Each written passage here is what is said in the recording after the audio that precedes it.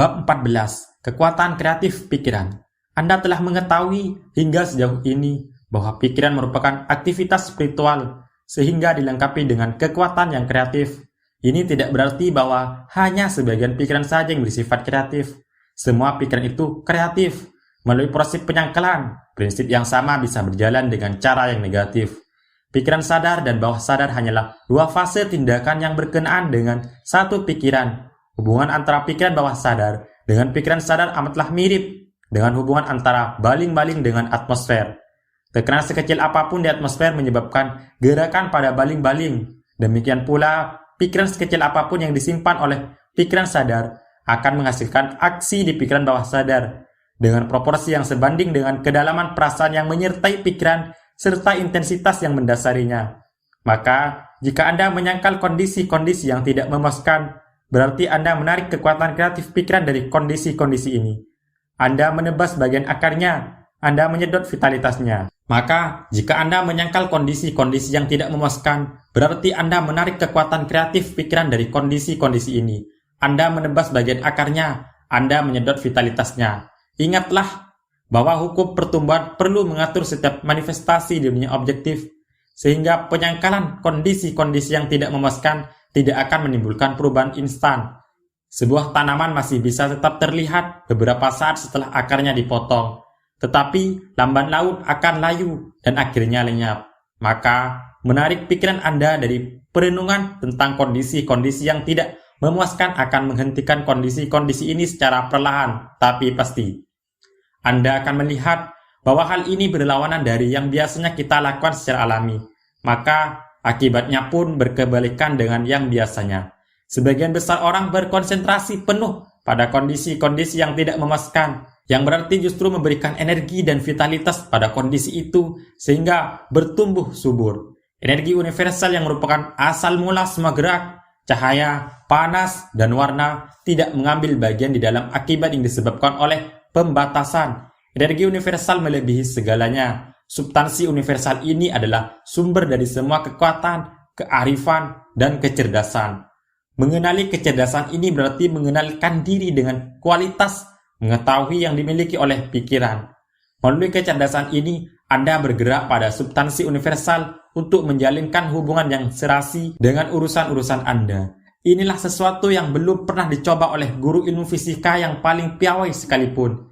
Ladang penemuan yang belum dia masuki. Sebenarnya hanya beberapa aliran materialis saja yang pernah menangkap cahaya pertama dari sinar ini. Tampaknya mereka tidak menyadari bahwa kearifan ada di mana-mana seperti halnya kekuatan dan substansi. Sebagian orang akan berkata, jika prinsip-prinsip ini benar, mengapa kita tidak melakukannya? Karena prinsip dasarnya jelas benar, mengapa kita tidak memperoleh hasil yang layak? Sebenarnya kita sudah mendapatkannya.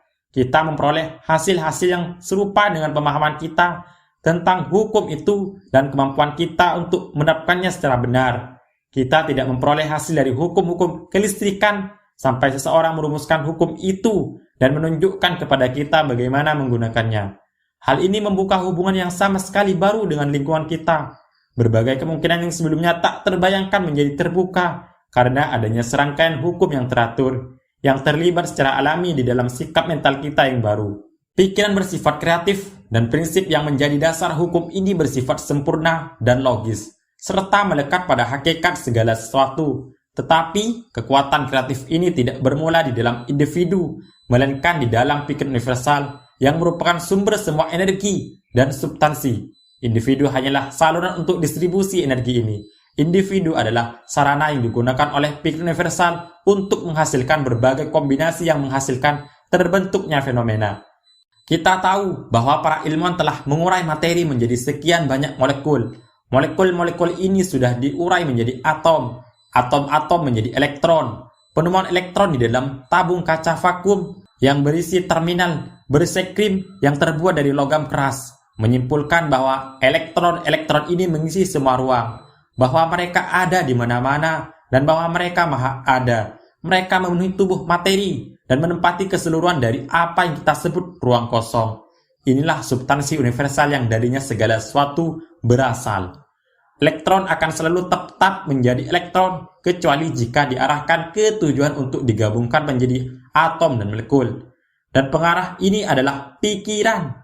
Sejumlah elektron yang mengelilingi inti kekuatan merupakan satu atom. Atom-atom bersatu dalam rasio matematis yang tetap dan membentuk molekul.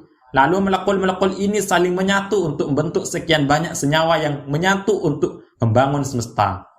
Atom paling ringan adalah hidrogen, yang beratnya 1.700 kali lebih besar daripada sebuah elektron. Atom air raksa 300.000 kali lebih berat daripada elektron. Elektron adalah listrik negatif murni, dan karena memiliki kecepatan potensial yang sama seperti semua energi kosmik lainnya. Misalnya cahaya, listrik, dan pikiran, yaitu 303.008 km per detik. Maka waktu dan ruang tidak perlu diperhatikan. Cara menentukan kecepatan cahaya sangatlah menarik. Kecepatan cahaya ditemukan oleh astronom Denmark bernama Rømer pada 1676 dengan mengamati gerhana di bulan Jupiter. Ketika bumi berada paling dekat dengan Jupiter, gerhananya muncul kira-kira 8,5 menit lebih cepat dari perhitungannya. Sedangkan ketika bumi berada paling jauh dari Jupiter, gerhananya kira-kira 8,5 menit lebih lambat. Rømer menyimpulkan bahwa dibutuhkan 17 menit bagi cahaya dari planet untuk menempuh diameter orbit bumi, yang merupakan perbedaan jarak dari bumi ke Jupiter. Perhitungan ini sudah diverifikasi dan terbukti bahwa cahaya menempuh kecepatan kira-kira 297.600 km per detik. Elektron bermanifestasi di tubuh sebagai sel dan memiliki pikiran serta kecerdasan yang cukup untuk menjalankan kantor mereka di dalam anatomi tubuh manusia. Setiap bagian tubuh terdiri dari sel-sel, sebagian darinya bekerja secara mandiri, sebagian yang lain di dalam komunitas, sebagian sel sibuk membangun jaringan, sebagian lain membentuk berbagai sekresi yang dibutuhkan tubuh. Beberapa sel bertindak sebagai pembawa materi, beberapa yang lain sebagai ahli bedah yang bertugas untuk memperbaiki kerusakan. Yang lain adalah pemakan bangkai yang membuang sampah. Yang lain lagi selalu siap menghalau keluarga kuman yang merupakan penyerbu atau penyelundup yang tak diinginkan. Semua sel ini bergerak dengan tujuan yang sama dan masing-masing merupakan organisme yang tidak hanya hidup, melainkan juga memiliki kecerdasan yang cukup untuk memungkinkannya melakukan tugas-tugas yang dibutuhkan. Organisme ini juga memiliki kecerdasan yang cukup untuk menghemat energi dan melestarikan kehidupannya sendiri. Maka, ia harus menjaga makanan yang bergizi dan ia melakukannya. Setiap sel dilahirkan, memproduksi diri, mati, dan diserap. Perawatan kesehatan dan kehidupan itu sendiri bergantung pada regenerasi konstan dari sel-sel ini. Maka jelaslah bahwa di setiap atom tubuh terdapat pikiran. Pikiran ini adalah pikiran negatif. Kekuatan individu untuk berpikir membuatnya positif, sehingga ia dapat mengendalikan pikiran negatifnya. Inilah penjelasan ilmiah untuk penyembuhan metafisika. Setiap orang dimampukan untuk memahami prinsip yang menjadi tumpuan fenomena luar biasa ini. Pikiran negatif ini yang terkandung di setiap sel tubuh disebut pikiran bawah sadar, karena ia bertindak tanpa pengetahuan sadar kita. Kita sudah mengetahui bahwa pikiran bawah sadar ini responsif terhadap kemauan dari pikiran sadar. Segala hal yang memiliki asal mulanya di pikiran dan apa yang ditampilkan adalah hasil pemikiran. Dengan demikian, kita melihat bahwa segala hal itu sendiri tidak mempunyai asal mula, kekekalan, atau realitas, karena dihasilkan oleh pikiran. Segala hal itu bisa dihapus oleh pikiran. Di bidang mental, seperti di dalam ilmu alam, banyak eksperimen yang dilakukan dan setiap penemuan membawa manusia satu langkah lebih tinggi menuju tujuan yang mungkin dicapai. Kita mendapati bahwa setiap orang adalah cerminan pikiran yang sudah dimilikinya semasa hidupnya.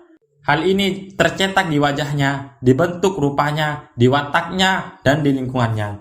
Di balik setiap akibat ada penyebab. Jika kita mengikuti jejaknya sampai di titik mula, akan kita temukan prinsip kreatif yang dipakai untuk bertumbuh. Bukti-bukti tentang hal ini sekarang sudah amat lengkap, sehingga kebenaran ini umumnya diterima. Dunia objektif dikendalikan oleh kekuatan yang tak terlihat dan tak dapat dijelaskan. Selama ini kita mempersonifikasikan kekuatan ini dan menyebutnya Sang Maha. Namun sekarang kita telah belajar untuk melihatnya sebagai esensi atau prinsip yang menyebar ke segala hal yang ada. Pikiran yang tak terhingga atau pikiran universal. Pikiran universal karena tak terhingga dan maha kuasa, memiliki sumber-sumber yang tak terbatas dan bisa diperintah. Dan bila kita ingat bahwa pikiran ini juga maha ada, sudah pasti kesimpulannya adalah bahwa kita pasti merupakan ekspresi atau manifestasi dari pikiran itu. Pengenalan dan pemahaman tentang sumber-sumber dari pikiran bawah sadar akan menunjukkan bahwa satu-satunya perbedaan antara pikiran bawah sadar dan pikiran universal adalah tingkatnya. Keduanya berbeda tipis seperti halnya setetes air berbeda dari samudera. Keduanya sama jenis dan kualitasnya. Perbedaannya hanyalah tingkatannya saja. Bisakah Anda menghargai nilai dari fakta yang amat penting ini? Apakah Anda menyadari bahwa mengenai fakta yang luar biasa ini membuat Anda bersentuhan dengan Yang Maha Kuasa? Pikiran bawah sadar adalah mata rantai penghubung antara pikiran universal dan pikiran sadar. Maka jelaslah bahwa pikiran sadar bisa secara sadar menyarankan pikiran-pikiran yang akan dilaksanakan oleh pikiran bawah sadar. Dan karena pikiran bawah sadar dan pikiran universal adalah satu, maka jelas bahwa tidak ada batas untuk aktivitas-aktivitasnya. Pemahaman ilmiah tentang prinsip ini akan menjelaskan hasil-hasil luar biasa yang dikokohkan melalui kekuatan doa. Hasil-hasilnya yang dikokohkan dengan cara ini tidak ditimbulkan oleh takdir Tuhan, melainkan merupakan hasil berjalannya hukum yang sepenuhnya bersifat alami. Maka tidak ada yang religius atau misterius tentang hal itu.